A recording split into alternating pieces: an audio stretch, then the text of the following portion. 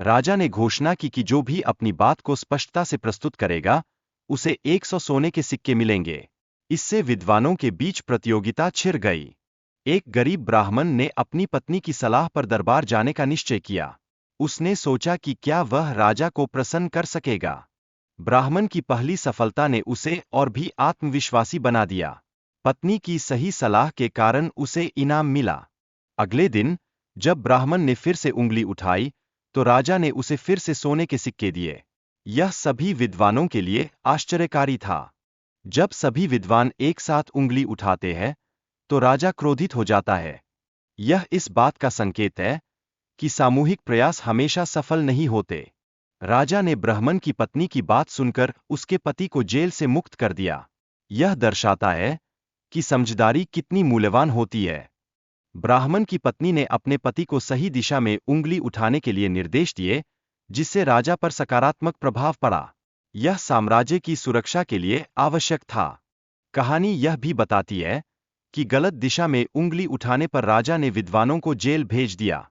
यह निर्णय लेने में सतर्कता की आवश्यकता को दर्शाता है। ज्ञान साझा करने के लिए कम शब्दों का उपयोग करना आवश्यक है। ज्ञान प्राप्त करने वाले को समझदार होना चाहिए ताकि वह उसे सही रूप से ग्रहण कर सके। गुरु ने बताया कि कुछ विशेष परिस्थितियों में चुप रहना अधिक प्रभावशाली होता है। चुप रहने वाले लोग अधिक सम्मानित माने जाते हैं। जब कोई दूसरों की बुराई कर रहा हो, तो हमें चुप रहना चाहिए। यह हमारे मन को नकारात्मकता से बचाने का एक तरीका है। जब हम किसी की भावनाओं को सुनते हैं, तो हमें शांत रहना चाहिए। इससे वह व्यक्ति हमारी बातों का सम्मान करता है। हमेशा कम बोलने की कोशिश करें। हमारी बातें महत्वपूर्ण होनी चाहिए, जैसे एक दुकान का ताला, जो हमारे विचारों को सुरक्षित रखता है। हमारे कर्मों का फल हमें प्राप्त होता है। अच्छे कर्म सफलता की ओर ले जाते हैं, जबकि बुरे कर्म हमारी गिरावट का कारण बनते हैं। कर्म का अर्थ केवल बाहरी कार्य नहीं है, बल्कि हमारे विचार और भावनाएं भी इसमें शामिल हैं। यह हमारे जीवन पर गहरा प्रभाव डालता है। कर्म का पहला सिद्धांत यह है कि जो ऊर्जा हम ब्रह्मांड को भेजते हैं, वह निश्चित रूप से हमारे पास लौटती है। अच्छे कार्यों से अच्छे परिणाम मिलते हैं। हमारी भेजी गई सकारात्मक या नकारात्मक ऊर्जा हमें वापस मिलती है। इसलिए हमें हमेशा अच्छे विचारों और कार्यों पर ध्यान देना चाहिए। पहला सिद्धांत कहता है कि अच्छे विचार रखना आवश्यक है। बुरे विचारों के दुष्प्रभावों का सामना करना पड़ सकता है। सच्चाई को स्वीकार करना महत्वपूर्ण है।